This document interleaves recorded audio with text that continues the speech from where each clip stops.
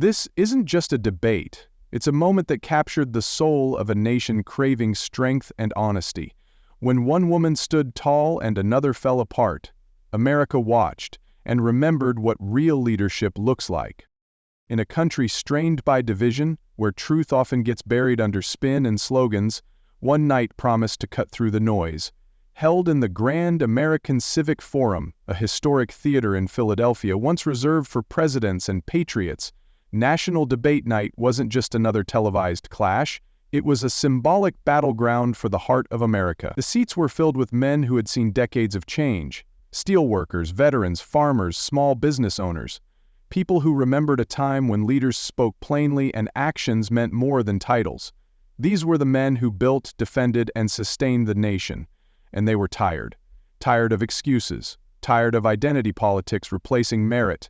Tired of leaders who couldn't answer a simple question without a script. They weren't watching for drama, they were watching for answers. This wasn't just a debate. It was a moment. A test. Two voices would step onto the stage representing two visions of America. One, a confident, data-driven force named Karoline Leavitt, who carried the unapologetic tone of Trump's America First policy and the calm authority of someone who knew her numbers cold. The other, Karine Jean-Pierre, a former press secretary under Biden, praised for her diversity credentials but often criticized for her lack of substance under pressure. The country had heard them both before, but never face to face, and never with this much on the line. Moderating the event was Reed Lawson, a former war correspondent with the gravelly voice of someone who'd seen truth and blood up close.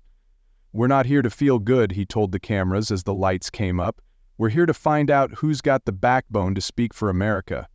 As millions tuned in across the country, from barbershops in Detroit to farms in Kansas, the stage was set.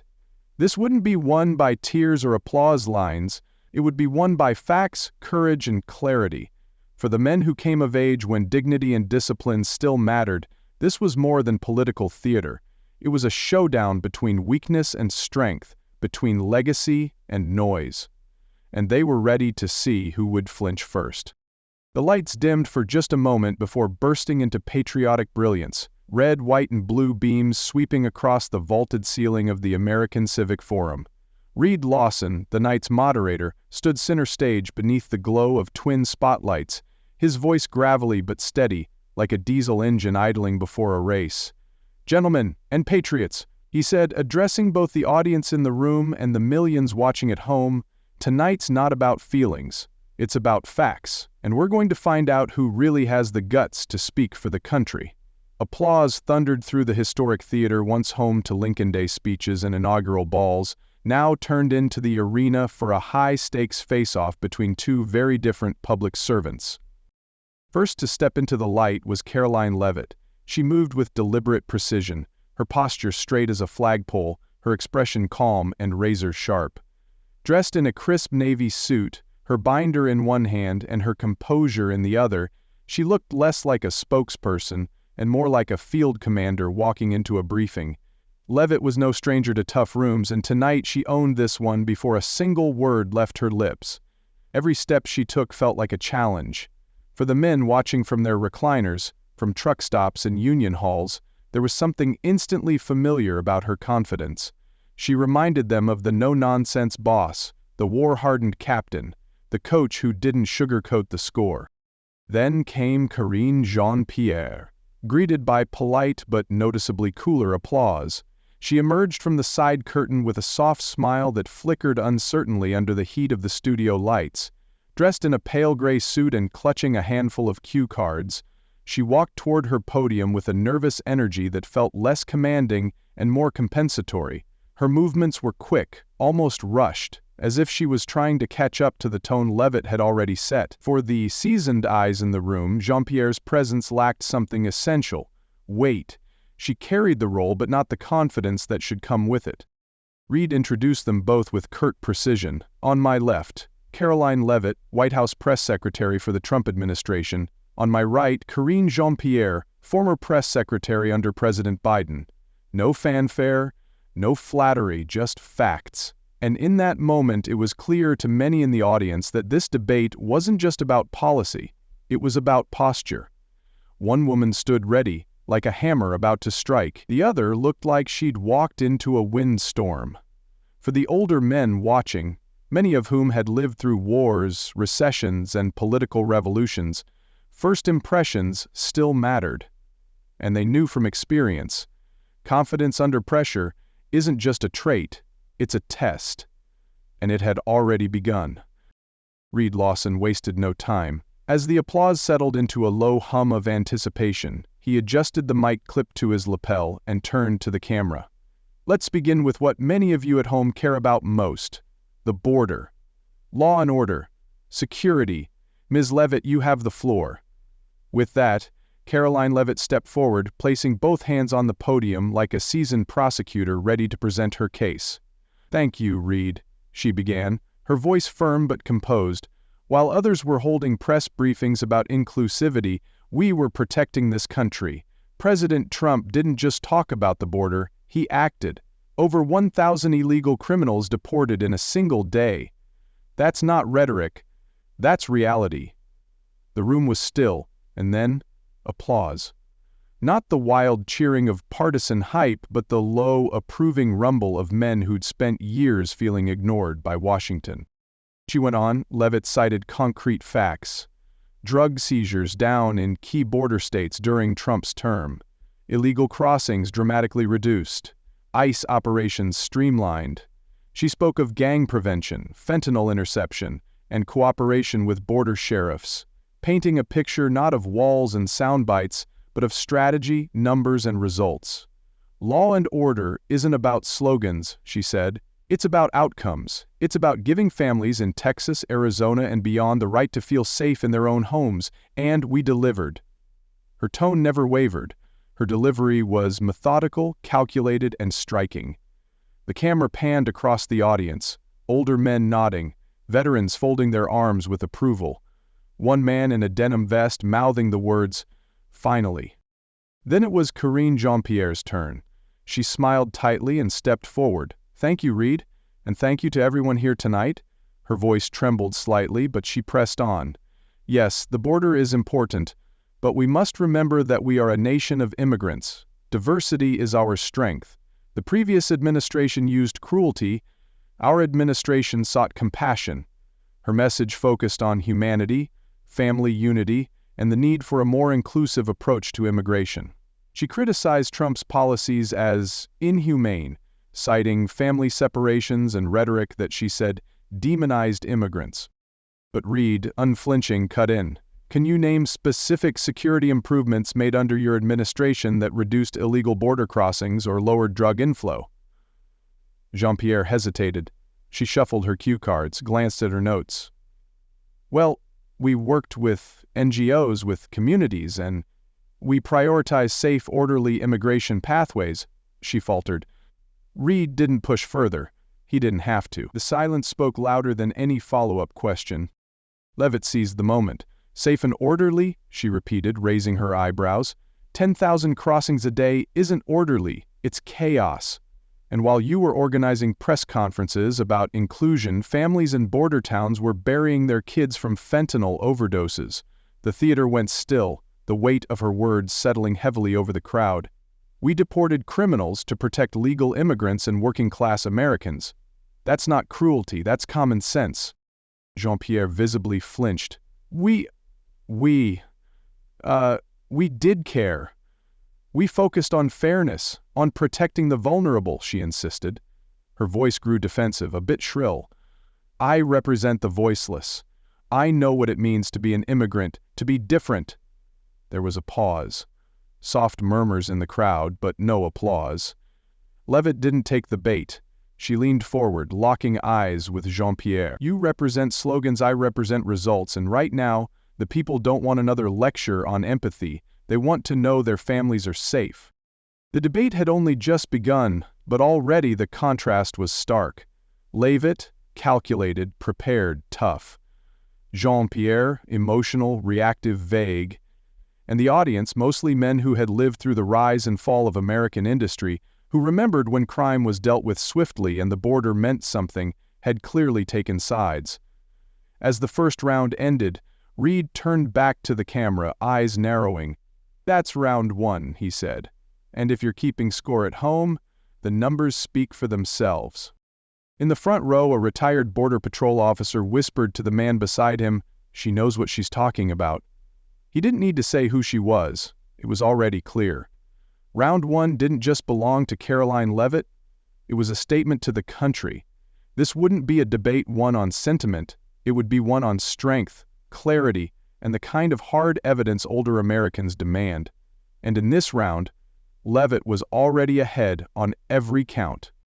Reed Lawson turned toward the crowd, his voice lowering just slightly, as if speaking directly to the men in the room. The welders, truckers, small-town business owners, and retirees living on fixed incomes. Next topic, the economy, jobs, inflation, and what's been done for the working men and women who keep this country running. The air thickened as Karoline Leavitt stepped up first, her tone sharper now, eyes scanning the audience like a commander addressing troops. "This isn't complicated," she began. "During President Trump's term, we brought in nearly $1 trillion, 0 cents, in investment, domestic and foreign. We negotiated smart trade deals that put America first. We stood up to China.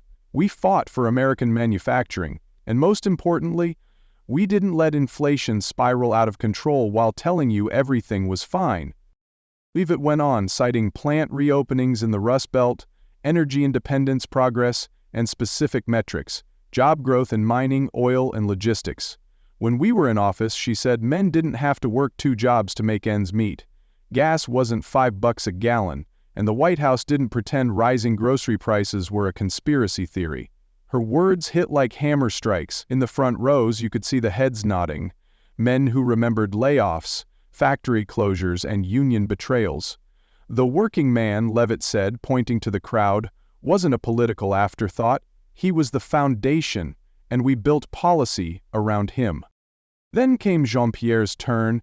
She started with a smile, speaking about equitable economic recovery and historic legislation, referring to the infrastructure bill signed under Biden.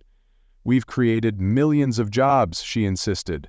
"We're rebuilding roads, expanding broadband, investing in green energy. These are the jobs of the future." Her language, though optimistic, was abstract, more like a press release than a policy punch. Reed, eyebrow raised, interjected, "Can you tell us how that's directly helped the average American family dealing with inflation today?" Jean-Pierre fumbled slightly. "Well, inflation is global. We've made progress. It's going down," she said, then paused. "We've worked hard to help families through energy assistance, food benefits." She stopped again, shuffling her notes. The room quieted. Her attempt to reframe inflation as temporary failed to resonate with the men who had just spent the last year tightening belts and watching retirement accounts shrink. Leavitt didn't hesitate to step back in. "Help through food benefits?" she said, incredulous. "That's not leadership. That's surrender. The goal isn't more food stamps, it's fewer people needing them." She let the moment linger before continuing. "The Biden administration didn't lift up the working class, it buried them under inflation, regulation, and apology tours. That's not policy, that's retreat." The audience stirred again, applause growing louder. Jean-Pierre tried to pivot. "Our economy is more inclusive," she said. "We've made progress for women, minorities, and marginalized groups." Leavitt countered immediately, "Inclusivity doesn't fill a gas tank. It doesn't keep the lights on, and it certainly doesn't bring back the factory that used to be the heart of your town." Her voice rose, not in volume but in conviction. "You want to help Americans, give them work, not words." By now, the mood in the room had shifted entirely. The men in the audience weren't just watching, they were remembering. Remembering when wages covered more than bills, when groceries didn't come with sticker shock, when leadership meant results. Reed leaned forward, eyes fixed on Jean-Pierre. "Anything to add?" he asked, almost gently. She looked back at her notes, then at the crowd. I don't have all the numbers right now," she admitted. The moment hung heavy. Leavitt folded her arms, not smug but resolute. "That's the difference," she said. "I came here with answers. She came with talking points." Round 2 didn't end with a mic drop. It ended with a quiet, decisive realization among viewers and attendees alike. One woman remembered the forgotten working man. The other forgot him entirely. As round 3 began, Reed Lawson leaned into the microphone, his voice weighted with solemnity. Let's talk about the American family, about safety, values, and what holds our communities together. This wasn't about theory anymore. It was about the heart of what many men in the room had fought to protect, the ability to raise a family in peace, in a neighborhood they could trust.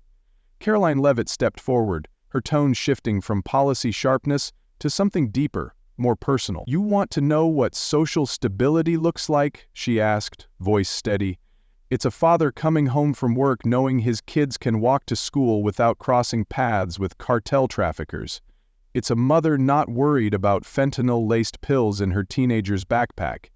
It's a small-town church that isn't afraid to lock its doors at night. The room, silent and alert, listened as she continued. Under Trump, we took that seriously. We prioritized border control, cracked down on gangs, and supported law enforcement. You can't build strong families on weak foundations. Leavitt pointed to direct correlations between border surges and crime spikes, between inflation and family instability. You can't preach unity while letting chaos run free, she added. Safety is not a privilege, it's a right. Her words landed with conviction. She wasn't just defending policy, she was defending a way of life. She spoke of parents trying to hold households together while inflation crushed their budgets, schools pushed politics over education, and crime went unanswered. Social stability isn't found in diversity statements, it's found in law, order, and accountability, she concluded. Then Karine Jean-Pierre stepped in, drawing a breath. Families thrive when they feel seen, she began. We work to protect the most vulnerable, to make this country more inclusive for all kinds of families. She spoke of programs for LGBTQ youth, language equity in schools, and mental health initiatives. Her points were heartfelt, even well-meaning, but distant from the concerns pounding inside the heads of many men watching, men who were less worried about language access and more worried about whether their daughters could walk home at dusk without fear. When asked by Reed about rising crime and how families were supposed to cope with open borders and economic instability, Jean-Pierre responded carefully, "We focused on compassion, on making America fair for all." Leavitt cut in, voice cold as steel. Compassion doesn't stop a bullet. It doesn't put dinner on the table. You made people feel included, but forgot to keep them safe. The divide was now undeniable. Leavitt had spoken to the foundation of family, protection, structure, and self-reliance. Jean-Pierre had spoken to ideals, but without grounding them in the very reality the audience lived every day. The message was clear: a country can't preach inclusion while neglecting order. And the men in that room knew it. As the debate intensified, the conversation shifted to a contentious topic: diversity, equity, and inclusion, DEI. Karoline Leavitt, representing the Trump administration, took a firm stance, questioning the effectiveness of DEI initiatives. She argued that while DEI aims to promote inclusivity, it sometimes leads to hiring based on identity rather than merit. Leavitt emphasized the importance of competence and qualifications in public service roles, suggesting that prioritizing identity could undermine public trust in institutions. Karine Jean-Pierre, the former press secretary under the Biden administration, responded by highlighting her extensive experience and qualifications. She noted her academic background and previous roles in political campaigns and the Obama administration. Jean-Pierre stressed that her appointment was based on merit and dedication, not solely on her identity. She acknowledged the challenges faced by underrepresented groups and the role DEI plays in addressing systemic barriers. The discussion reflected a broader national debate on DEI policies. Critics argue that DEI can lead to tokenism and question the qualifications of individuals from marginalized communities. Supporters contend that DEI is essential for creating equitable opportunities and addressing historical injustices. The exchange between Leavitt and Jean-Pierre encapsulated these opposing viewpoints, underscoring the complexity of implementing DEI in a way that balances inclusivity with meritocracy. In conclusion, the DEI debate highlighted the need for nuanced discussions about diversity and competence. While promoting inclusivity is vital, ensuring that appointments are based on qualifications remains crucial for maintaining public confidence in institutions. The conversation between Leavitt and Jean-Pierre serves as a microcosm of the ongoing national discourse on how best to achieve both diversity and excellence in public service. As the spotlight shifted to integrity and public trust, Reed Lawson raised the question that many in the audience had been waiting for. Let's talk about ethics. Let's talk about Hunter Biden. The room went still. This wasn't about party politics anymore. It was about accountability at the highest levels. Karoline Leavitt didn't hesitate. The American people have a right to know, she declared, stepping closer to the podium. Hunter Biden wasn't just someone's troubled son. He was flying on Air Force Two, doing business with foreign powers, and now he's pleading guilty to federal charges. And yet, he still shows up at the White House like nothing happened. That's not just inappropriate, it's unethical. Her voice was clear, her stance unwavering. President Trump didn't invite convicted criminals to dinner, he deported them. That's the difference between leadership and looking the other way. The audience reacted instantly. Some leaned forward, others exchanged glances. They had raised kids, paid taxes, lived through Vietnam and 9/11, and to them, the idea that someone so close to the presidency could act without consequence was more than troubling. It felt like betrayal. Leavitt doubled down, drawing a direct line between Hunter's conduct and the culture of impunity that, in her view, plagued the Biden administration. If the press secretary can't answer questions about the president's own son, how can we trust anything else she says? Karine Jean-Pierre looked rattled. She cleared her throat and tried to pivot. Hunter Biden is a private citizen, she said, visibly trying to maintain composure. What he does in his personal life is not something we, manage from the podium. Her response sounded pre-rehearsed and it fell flat with the crowd. Reed leaned in. Isn't transparency a part of public service? Jean-Pierre blinked. Hey, I don't have anything further to say on that. It's a family matter. The silence in the room wasn't just awkward. It was damning. Leavitt stepped in again, voice low and steady. That's the problem. Every time the American people want answers, they get, I don't have anything. Not just about Hunter, about the border, about inflation, about crime. And that's why we're here tonight, to put an end to the dodging. Her tone sharpened. You don't get to claim the moral high ground while shielding corruption behind the word family. The crowd erupted in applause, not wild cheering, but the firm, deliberate clapping of citizens who felt like someone was finally saying what needed to be said. Jean-Pierre's final attempt to recover only made it worse. We focused on rebuilding America, on making it fairer, she offered. We didn't get distracted by personal attacks. Leavitt raised a brow. Fairness doesn't mean looking the other way. It means the rules apply to everyone, whether your last name is Biden or not. Her voice dropped to a controlled growl. And if you can't speak to that, you don't belong behind that podium. In that moment, the issue of ethics stopped being abstract. It wasn't about partisanship. It was about principles. Leavitt had framed the Hunter Biden scandal not as a side story, but as a symbol of everything the audience distrusted: selective justice, elite immunity, and a government that seemed more interested in protecting its own than serving its people. Jean-Pierre, unable to counter with facts or reassurance, stood exposed. And the crowd knew it. Round 7 didn't just belong to Leavitt, it was a reckoning. By the time the ethics discussion ended, the atmosphere in the American Civic Forum had shifted from intense to electric. The audience, now fully aligned with the rhythm of the night, wasn't just listening, they were choosing. And Karine Jean-Pierre, whether she realized it or not, was standing at the edge of a political cliff. Reed Lawson, voice grave but firm, turned to her once more. Ms. Jean-Pierre, we've heard about inclusivity, fairness, and hope tonight, but the country wants results. Do you have anything more to say to the American people about the crises they're living through, about inflation, about crime, about their kids' future? The question, simple but loaded, echoed through the hall like a bell tolling in a church. Jean-Pierre stepped forward slowly, lips parted, cue cards in hand, but nothing came out. Her eyes darted across the room, scanning faces that were no longer nodding but waiting. expecting, demanding. I tried, she began, her voice unsteady. We worked hard. I worked hard. But I don't have the data. Not with me right now. A wave of audible exhale moved through the audience. Not anger, disappointment. It was the kind of letdown familiar to men who had once trusted institutions, only to be met with broken promises and excuses. Jean-Pierre's hands trembled slightly, her eyes glistening under the lights. I'm not here to be attacked. I represent people who don't get a voice. Her voice cracked, a tear welled in the corner of her eye. It was the very moment the nation watching, men on their couches, veterans in their armchairs, made up their minds.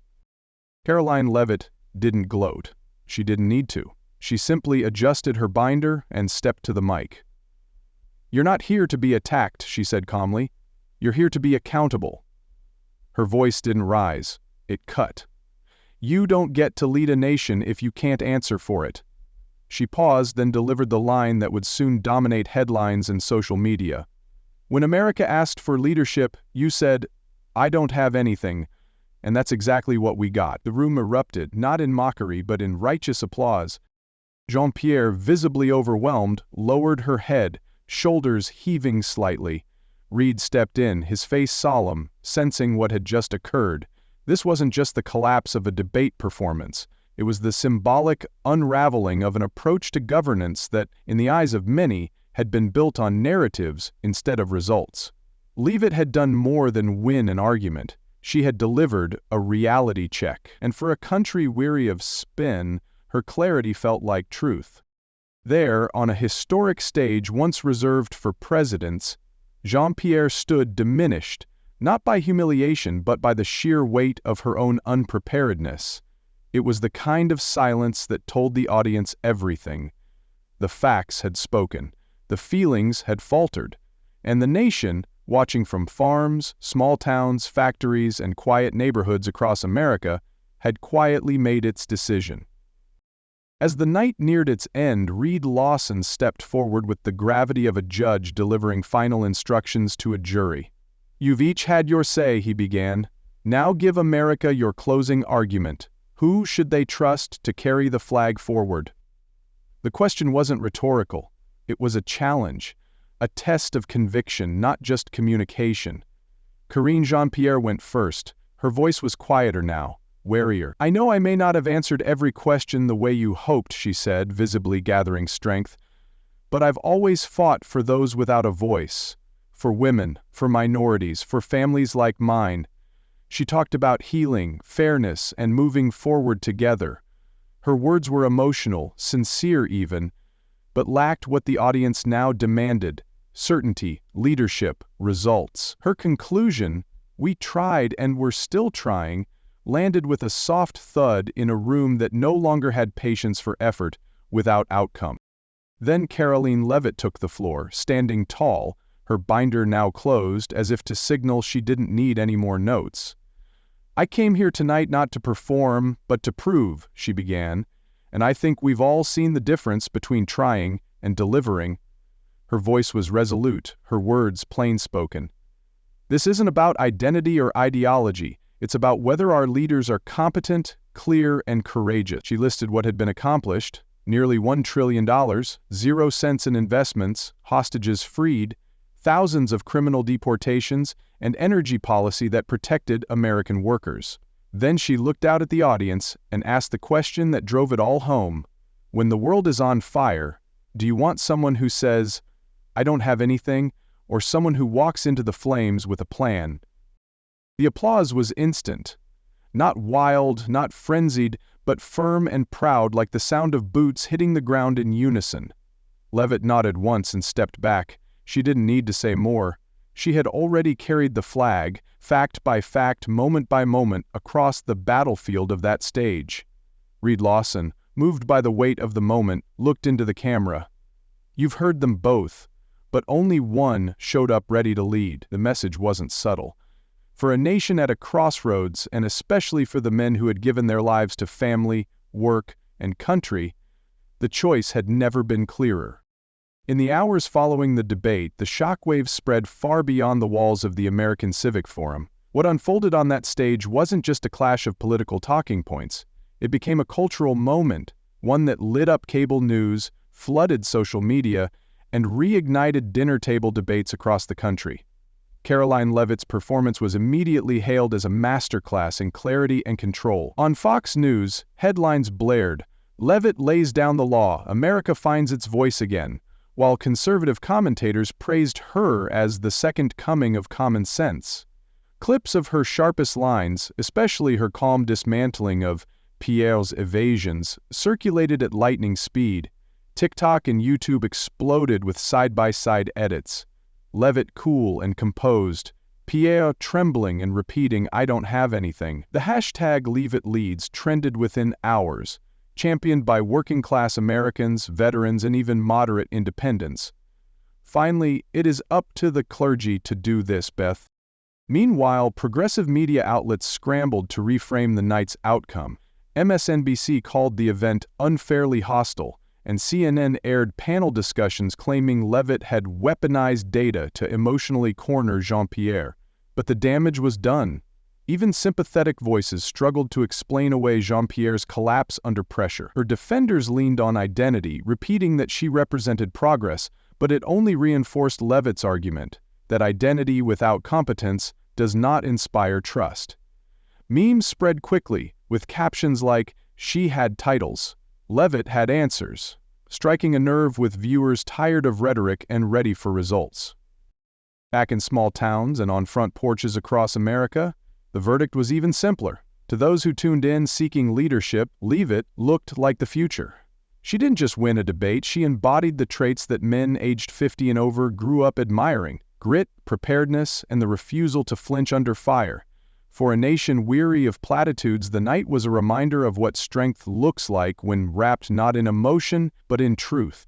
It wasn't just a political victory, it was a cultural turning point, and as America exhaled, one thing was clear: the flag hadn't fallen, someone just picked it up. As the lights dimmed in the American Civic Forum and the debate echoed across cable networks and online feeds, something deeper resonated with the men who'd watched from their garages, barbershops, back porches, and break rooms. This wasn't just a political moment, it was personal. For American men aged 50 and over, many of whom had lived through wars, recessions, broken factories, and broken promises, the night wasn't about party lines, it was about leadership. And what they saw in Karoline Leavitt was something they hadn't seen in a long time: someone who didn't flinch. Someone who came prepared, stood her ground, and delivered facts without apology. She didn't try to win with tears, titles, or slogans. She won with clarity, results, and the kind of calm grit that spoke to men who've carried weight on their shoulders their whole lives. Karine Jean-Pierre, by contrast, represented everything many of these men had grown tired of: the elevation of identity over performance, the dodging of accountability with emotional appeals, and the constant shifting of responsibility. Her repeated phrase, "I don't have anything," did more than damage her credibility. It reflected the frustration felt by millions who've spent years watching those in power offer excuses instead of answers. For these men who had been told to man up, get the job done, and earn their respect, seeing a national leader fold under pressure didn't spark sympathy, it confirmed what they already believed. America needs competence, not credentials. What they took from that debate wasn't just who won, it was how she won. Leavitt embodied the principles they value: preparation, strength under fire, truth over trend. She spoke to their worries about rising prices, unsafe neighborhoods, and disappearing jobs, not with vague optimism, but with data and a plan. She didn't try to be liked, she came to be respected. And she was. In a political climate where outrage often overshadows outcome, Karoline Leavitt reminded a generation of men what it looks like when someone shows up and does the damn job. No fanfare, no victimhood, just backbone. In the days that followed, conversations turned reflective. "She didn't cry, she led," one veteran said. "That's how you know she's the real deal." The debate may have ended, but the message didn't. For men who've been quietly waiting for someone to speak with strength, not spin, Leavitt didn't just show up, she showed the way. And for the first time in a long time, they didn't feel dismissed. They felt heard, and they weren't about to forget it. The story of National Debate Night offers more than just a winner and loser. It delivers a powerful lesson about what real leadership looks like in a time of uncertainty. Karoline Leavitt didn't rely on emotion, identity, or carefully crafted slogans. She showed up with facts, focus, and the kind of unwavering confidence that only comes from preparation. In contrast, Karine Jean-Pierre's collapse under pressure served as a cautionary tale. Titles and good intentions mean little without the ability to deliver under fire. For many Americans, especially who've spent their lives working hard, providing for their families, and expecting accountability, this night affirmed a long-held belief. Leadership isn't about how you feel, it's about what you do when the pressure's on. The lesson is clear. Truth matters, clarity matters, and when you're trusted to represent a nation, you better come ready to serve, not just speak. In a culture flooded with spin and spectacle, the public is craving results over rhetoric. Leavitt's composure reminded us that strength isn't loud, it's steady, and that real respect is earned, not given. For a nation at a crossroads, this wasn't just a debate. It was a reminder of who we are and who we expect to lead us forward.